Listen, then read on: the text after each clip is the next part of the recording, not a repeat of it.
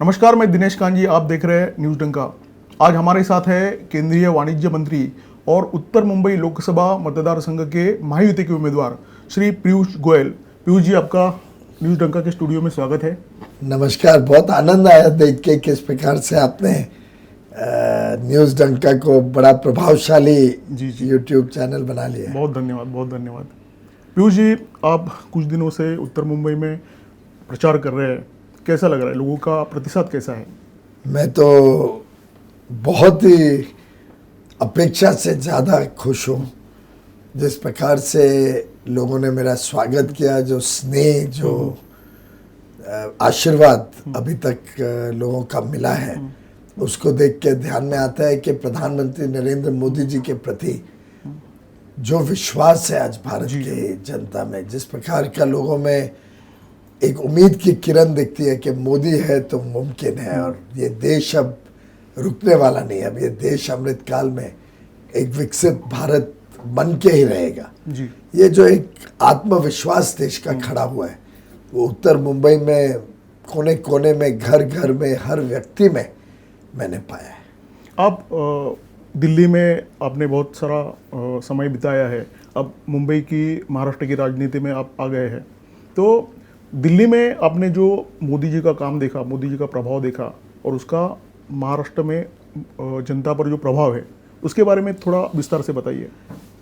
प्रधानमंत्री नरेंद्र मोदी जी एक देशभक्त हैं। जिस प्रकार से उन्होंने 10 वर्ष में भारत को एक नया विश्व स्तरीय ताकत बनाने के लिए एक नींव रखी है, चाहे वो अर्थव्यवस्था हो, कमज़ोर फ्रेजाइल 5 इकोनॉमी से आज हम विश्व की 5वीं सबसे बड़ी अर्थव्यवस्था बन गए। मोदी जी के तीसरे टर्म में तीसरी सबसे बड़ी अर्थव्यवस्था बन जाएंगे। जिस प्रकार से उन्होंने गरीब कल्याण और सुशासन को प्राथमिकता दी, आज शायद ही कोई व्यक्ति होगा देश में, गरीब हो, निम्न मध्यम वर्ग का हो, जिसको कोई ना कोई रूप में मोदी जी के अलग अलग कार्यक्रमों का लाभ ना मिला। यहाँ तक कि पीछे एक कार्यक्रम में तो किसने ये बताया कि भाई हमारे 5,000 रुपए का मोबाइल बिल आता था, मोदी जी के आने के बाद अब 250 रुपए में पूरा महीने का मोबाइल बिल, डेटा इतना सस्ता हो गया है कि हम दिन भर पिक्चर देखें तो भी 250-300। दुनिया का सबसे सस्ता डेटा मेरे ख्याल से भारत में ही है और सबसे ज्यादा उसका इस्तेमाल जी, क्योंकि उन्होंने बड़ी लिबरल और पारदर्शी पॉलिसीज बनाई, हर एक चीज को भ्रष्टाचार से मुक्त किया, सरकारी खजाने का पैसा दुरुपयोग ना हो, इस पे विशेष ध्यान दिया। जो सुशासन का हम सब में चाहत थी, इतने वर्षों से हम एक ऐसा नेता, एक ऐसा प्रशासक ढूंढ रहे थे जो देश को भ्रष्टाचार मुक्त करे, देश में टैक्स पेयर के पैसे का सम्मान करे। शायद प्रधानमंत्री नरेंद्र मोदी जी पहले ऐसे व्यक्ति हैं जिन्होंने सरकार का पाई संभाल के खर्चा, उसका हिसाब दिया जनता। उन्होंने जो कहा था कि ना खाऊंगा ना खाने दूंगा, वास्तव में उन्होंने एक नई मिसाल रखी है। 10 वर्ष सरकार के ऊपर एक आरोप ऐसा नहीं है जो कोई लगा सके, और उनके जो बहुमुखी सोच है, इंफ्रास्ट्रक्चर पे भी इन्वेस्टमेंट करना, देश में मेक इन इंडिया हो, बी वोकल फॉर लोकल, पर साथ में अंतर्राष्ट्रीय बाजार में भी भारत का सामान बड़े स्वरूप में जाए, विश्वकर्मा की इज्जत करना, कारीगरों को नए मौके दिलाना, युवा युवतियों को स्टार्टअप के माध्यम से या मुद्रा लोन या स्वनिधि लोन से एक अच्छा भविष्य देने की कोशिश करना, स्किल डेवलपमेंट पे, कौशल विकास पे विशेष फोकस करना कि हर एक व्यक्ति अपनी क्षमता के हिसाब से और अपने शौक के हिसाब से जो काम करना चाहे वो कर सके।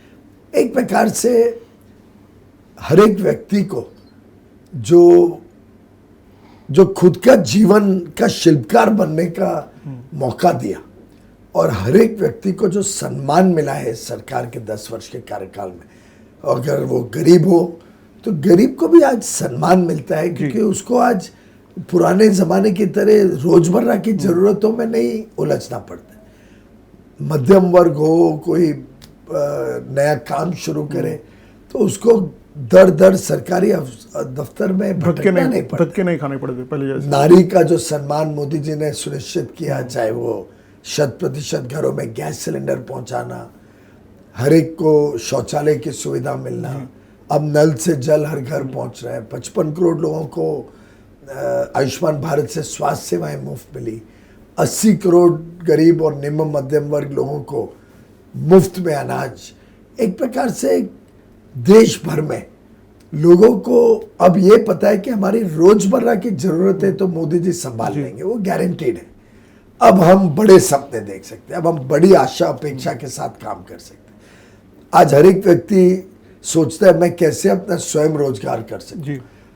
यहाँ तक कि आपका भी ये स्टार्टअप न्यूज डंक का एक स्टार्टअप ही है। बिल्कुल, आपने भी एक प्रकार से शुरुआत 21 में टेक्नोलॉजी 21 में शुरुआत की, 3 ही साल हुए और 5 करोड़ लोगों ने आपका टच किया है, देखा है वीडियोस।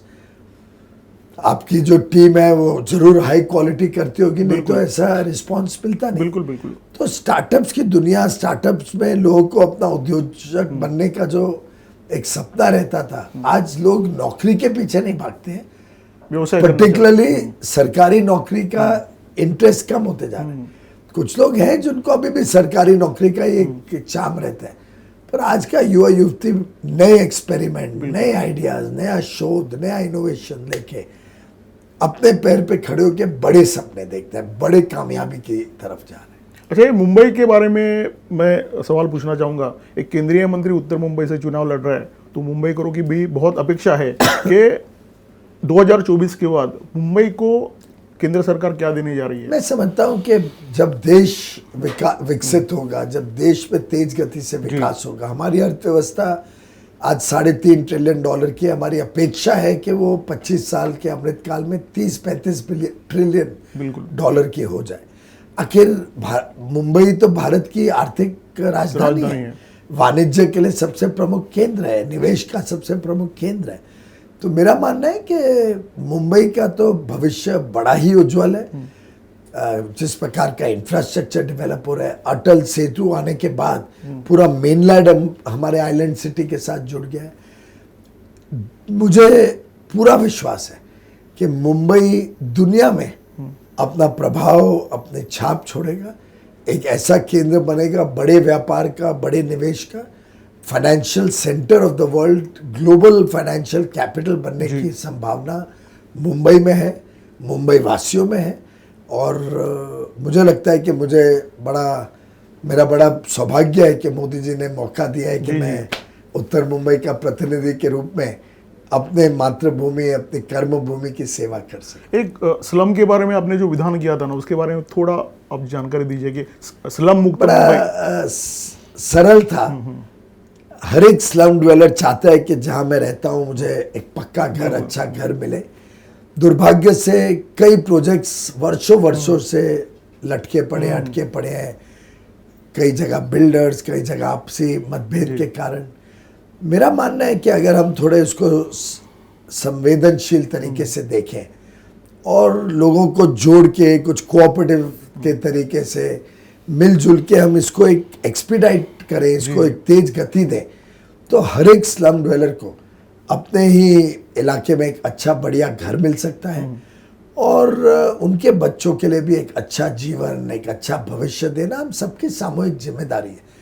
तो मेरा तो मानना है पूरे देश में हमने मुहिम चलानी चाहिए कि कैसे, जैसे हम 4 करोड़ गरीबों को देश भर में पक्का घर मिला है प्रधानमंत्री मोदी जी के कार्यकाल में 2 टर्म्स में, वैसे ही आगे चल के हमने तेज गति से स्लम ड्वेलर्स को भी एक पक्का घर, अच्छा घर मिले, उन्हीं की जगह पे उनका पुनर्वासन हो सके, पुनर्स्थापित हो सके वो, और अच्छा भविष्य उनके बच्चों को मिले, ये मेरी इच्छा है। और मैं पूरा विश्वास रखता हूँ कि ये संभव है और ये करूँगा।